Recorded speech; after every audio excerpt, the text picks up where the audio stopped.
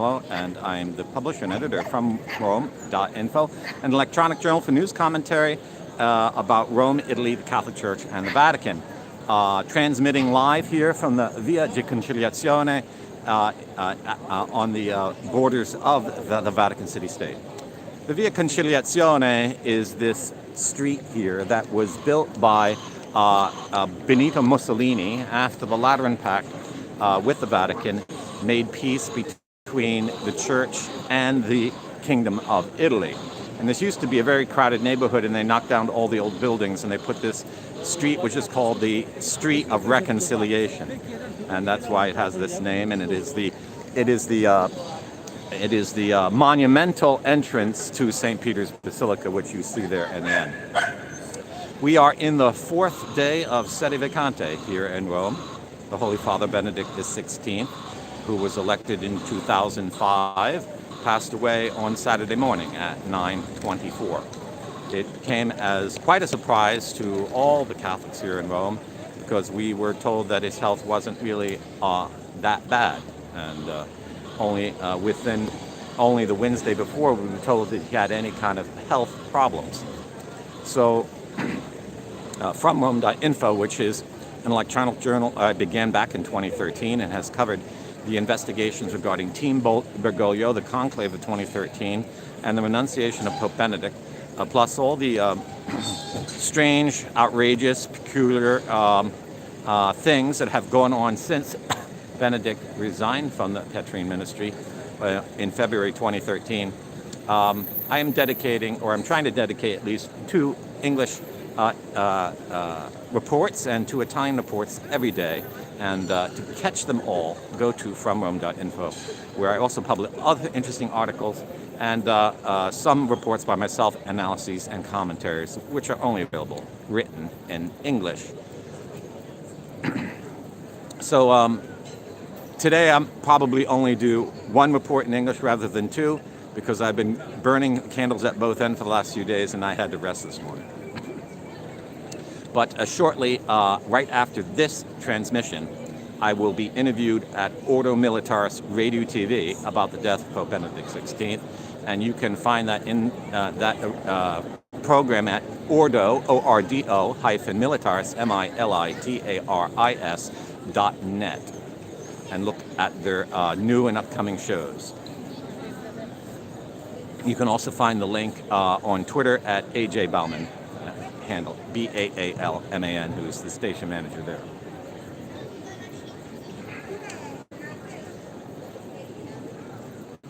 I have been doing some interesting interviews with Andrea Cianci, renowned author of the Ratzinger Code book, who has listened very carefully to everything Pope Benedict XVI has been saying, and helped us understand that he never abdicated, nor has he even given any sign or indication that he has. But the translations of what he said and the reports of what he has been writing have been grossly misrepresented to the public by a coordinated journalistic effort to support globalism. So as we all know from what has gone on in the last few years, what you're told on television may not be the truth. And on certain arguments, it probably is not the truth. And the biggest moral force in the world that could oppose the total enslavement of mankind, the reducing of each of us to a piece of property who could be totally manipulated by the bankers of the world, is the Catholic Church. And for that reason, who is the Roman Pontiff is a question not only important to us Catholics from a point of view of religion, but it's also a question that is discussed much at length on the tables of power around the world. We have seen in these days a completely and bizarre chorus chiming out about the death of Pope Benedict with obsessive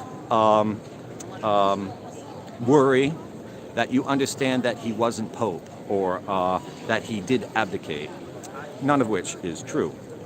In fact, here in Rome, they will be giving Pope Benedict XVI the burial of a Roman pontiff, and the Cardinal Vicar has instructed the clergy to offer the Mass in suffrage of the Roman pontiff, a Mass during which no Pope is named other than the one who has passed away.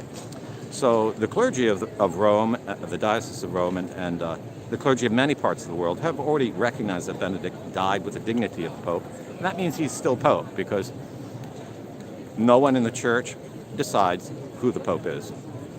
The Pope is validly elected, and he can accept or not. So he decides to be Pope, and he remains Pope until he dies, or he decides not to be Pope. And to decide not to be Pope, he has to reject the whole thing: the duty, the ministry, the office, the title, and the dignity. And Benedict clearly didn't reject the whole thing. He kept giving apostolic blessings, wearing the papal clothing, giving he even appointed an ambassador of charity to, I think, West Africa somewhere about 2 years ago. And he never referred to what he did in February 2013 as an abdication. He always called it a resignation, which in English we don't usually make these differences because, well, we don't have monarchs in the United States. And so we don't understand the terms difference between abdication, renunciation, resignation, or retirement. So when a professor at university retires, he will resign his professorship, but he remains a professor in that dignity. And this is something analogous to what it appears Benedict did. He never gave up the dignity of Pope, and he kept living in the Vatican. Now, that doesn't constitute renunciation, because in the Catholic Church, a renunciation is an abdication. And to abdicate, you have to reject what you accepted. And in the papal law for the election of a Roman pontiff, Universi Dominici Gregis, it is said quite clearly that the cardinals elect the man to accept the Petrine Munis. So if he hasn't rejected it, he remains to be Pope. So, but this united effort of the media around the world has the intent to maintain in power someone who we've been told has been the Pope now for 10 years, and who is a total servant of the New World Order, the World Economic Forum, the Rothschild family, and the vaccine campaign. He said it was an act of love, and which shocked many in Italy and throughout the world, Catholics and non-Catholics alike. So this is what's at play here. You've seen the news about the controversy about who is president in the United States, and you've seen the news about the controversy about who won the election in Brazil. We are now involved in a much higher stake game, because while the United States only has 300 million citizens, and Brazil only has, I think, 250 million. But the Catholic Church has 1 billion members. And so who is our Pope is a question that is going to affect the course of world history in some ways more than those two previous controversies. But like those other controversies, you can't find the actual news of what's going on the internet. You can't find it in Google, you can't find it on Bing, you can't find it in DuckDuckGo, because it is completely censored out. And it's pretty clear that if you tell the truth, you're already put on a marked list. Every time I do a report here, someone from the Italian secret police or Vatican secret police come by and take my photo and mark me out, because they listen to what I'm saying, and it's not the dominant narrative. So here at FromRome.Info, I'm not a Catholic priest. I am just a Franciscan hermit, so I have no legal tie. I have no employment. I don't receive any money from the church, so I'm free to say what I find are the facts and the documents. And you always find at From Rome a little speculation, but everything based on facts and documents, because that's what is the real news. So we are in the second day in which Pope Benedict's mortal remains have been laid out in state here at the Vatican. Yesterday at From Rome, I published a visit to the side of Pope Benedict. You can find a video there. I think I'm the only news agency who actually took a camera all the way to the coffin and back to show you what it'd be like if you came to Rome today or yesterday to see Pope Benedict in state and pay your respects. And people were absolutely amazed how beautiful St. Peter is. They've never been inside, and they've never seen someone video the whole thing. And it's only about 31 minutes long, so if you're Catholic, you can even be praying a rosary for Pope Benedict while you watch it. And I have very limited commentary so that you could enjoy what you see and hear rather than hear me talk. Sede Vacante is a term that from Latin, which means the apostolic see is empty. There is no pope right now because the one who was elected to receive the Petrine Munus and who never rejected it, Pope Benedict XVI, who in life was called Cardinal Ratzinger or Joseph Ratzinger, has passed away. And this Sede Vacante occurs after the death or valid resignation of every Roman pontiff. And we haven't had one since the death of John Paul II in 2005.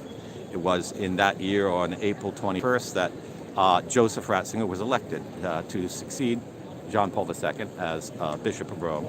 And it's been quite a time since something like this has happened. And yesterday it was reported that in the first 5 hours, 50,000 visitors came to see Benedict lying in state. And I wasn't here this morning, but I would say that it is a good 40% more visitors today than yesterday. So that means there was 150,000 going to have visit him today, so a total of maybe 250,000 visits. This is not nearly as much as it was under John Paul II, who was very popular and very had a following around the world. He was like a media personality. Benedict was a more quiet, reserved man, and he's been out of the limelight for 10 years, so many don't remember him. And so I have a chat turned on so you can ask me questions, and it would be a waste that I don't respond to them. So give me a moment and let me look at your questions and see if I can respond to them.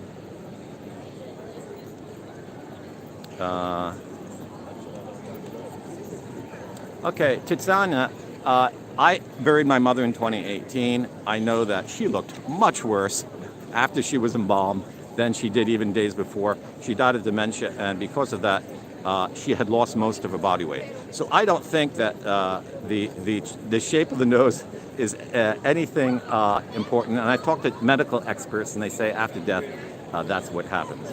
Now,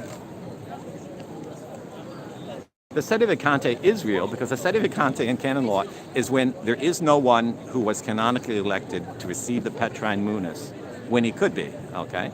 So Pope Francis was elected on March 13, 2013, but Benedict had not renounced the Petrine Munus. So that election, although it appeared to be real and valid, was juridically vitiated by that condition. And therefore, Pope Francis has not been the Pope of the Catholic Church for these 10 years, and still is not. Although the cardinals and the Curate at Rome and governments of the world pretend he is. And that's because, as I said, he was put there as a part of Hillary Clinton's new springtime in the Catholic Church. So obviously, governments are going to follow that, just as we've seen the governments follow the same narrative in the last 3 years.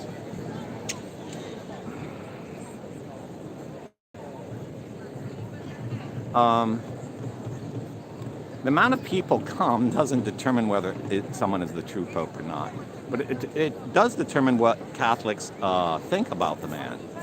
And the fact that so many are coming show that we recognize that he was pope until death. And the very last words of Pope Benedict, reported by Vatican News, show that he knew he was pope until the end. Because after Christ rises from the dead, he meets the apostles on the shore of the lake, and he calls Peter over to him because Peter had denied him 3 times during his passion.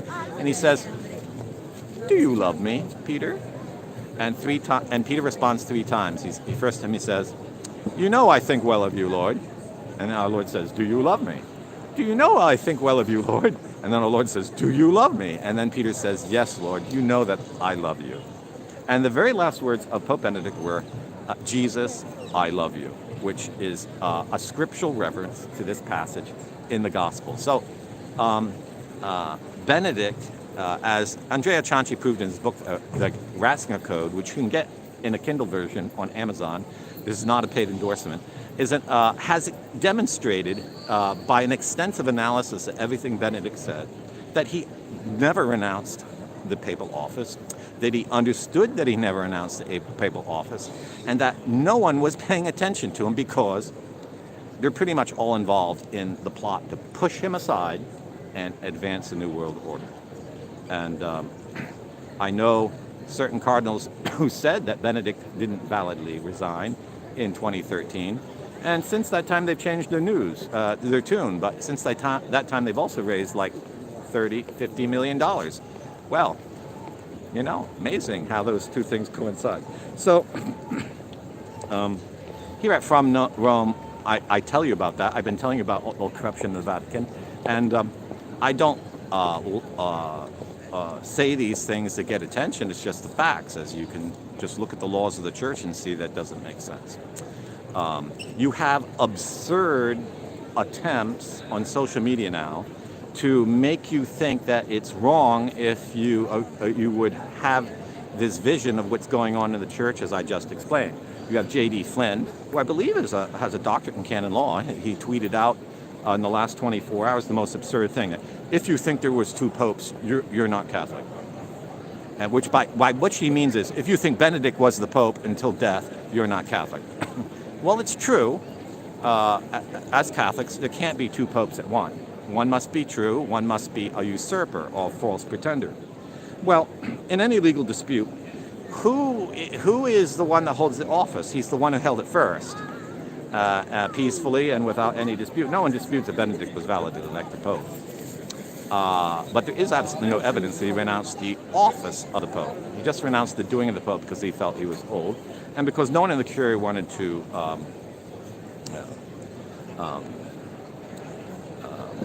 obey him anymore. So,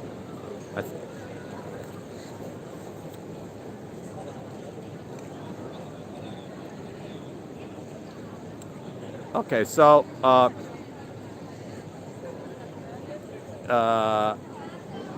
Doc Creama03, you can see my article at FromRome.Info on to answer your question. Thank you, Patricia. Yes, John Paul II had election by acclamation, but Benedict changed the laws and got rid of that. But that rule about acclamation and majority vote has to do only with cardinal electors in a conclave. It doesn't apply to other elections. Yes, Dr. Me. And for the sake of others, if you could put a link to Andrea Cianci's book, Kindle edition, on Amazon, that will help everyone. So,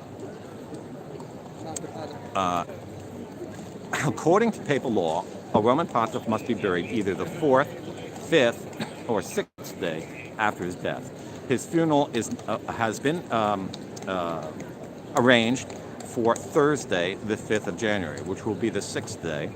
And it was announced today that only two nations are sending official delegations, that of the German Republic and that of the Italian Republic, which is really a shame and quite an insult, because usually even for a dead head of states, people do come.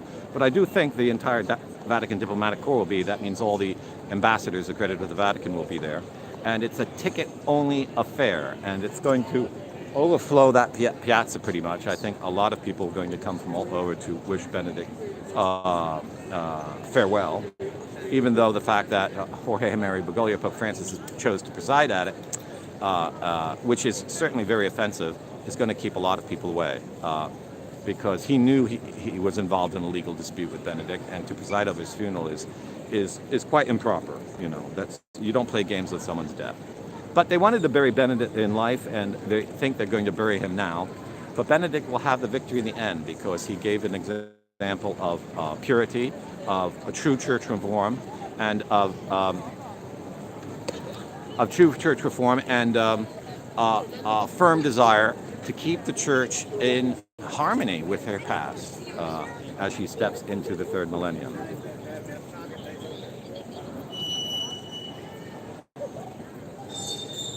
Okay, so yes, anti-popes, we've had a lot of anti-popes in the history of the church. I think there's been more than 26. And the kings of France and the emperors of Germany and even the emperors of the Roman Empire, I mean at Constantinople, have tried when they had power to appoint their own man, even if they didn't like the one elected, and thus to have an anti-pope. So an anti-pope is not necessarily the one elected first or the one elected second in a controversy. He's the one that doesn't elected by the rules. And I have explained that and why the church will have a pope within a new pope within 30 days at From Rome. So I have another interview at ordo, O-R-D-O, -militaris.net in just 12 minutes time. So you can follow me there for more information. The station manager there, AJ Bauman, will ask me some interesting questions, and I will reply to them to kind of explain the basics for all of you in the English-speaking world who aren't getting any information. Just to give you an example of the level of censorship, Saturday night I was interviewed by ABC Nightly News, and I gave them a 5-minute interview. They published 5 seconds of what I said, and it went around the country in the United States. So if you're just joining me, yes, I am the friar that was on ABC Nightly News after they interviewed Joe Biden, Father Martin. I was the third one. I don't feel well to have been named in company with those two, but nevertheless, I was. And so if you saw that friar and you were looking around and someone led you to FromRome.Info, you're at the right place.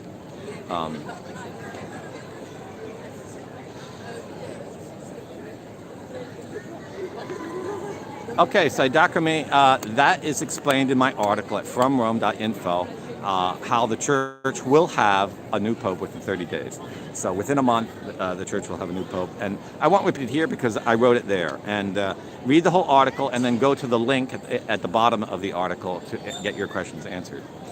The cardinals are always quiet about the election of a Roman pontiff before the previous one is buried. It's a question of respect for the dead. So don't expect anything other than cardinals, bishops, and clergy praising Pope Benedict until the funeral. However, the day after his funeral, expect that the narrative might change much. Might be something more said. I was surprised that Cardinal Zen gave an interview in which he actually criticized Pope Benedict before he was buried. That's a no-no in the Catholic religion. Of the dead say nothing ill, especially before they're buried. But I can't say what the traditions are in China and what he knows about it, and he clearly is not well informed. But I'm glad he's coming to Rome, and that the communist government gave him permission to come to Rome. But I wonder if he will go back to China, or if the Chinese government will even let him get back into the country. But watch carefully interviews of cardinals and bishops in these days. Listen carefully to the words they're using and what they're talking about.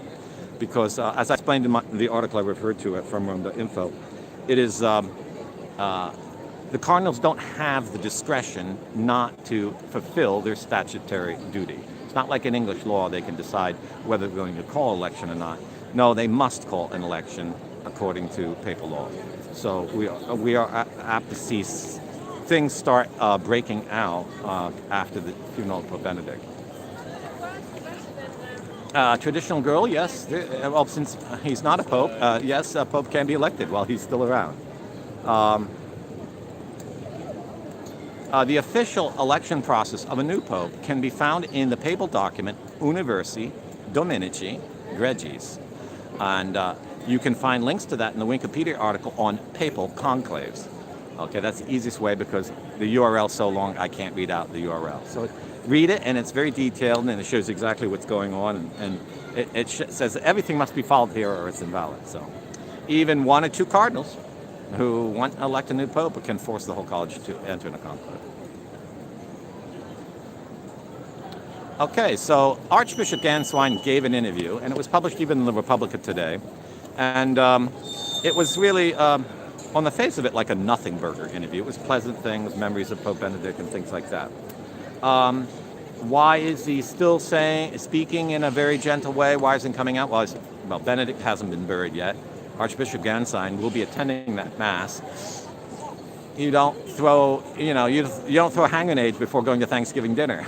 Okay, so the same logic prevails. Will he do after it? I don't know. It's not clear if Ganswein is a man who was loyal to Benedict, or if he's someone who just wanted to equally please both factions in the church.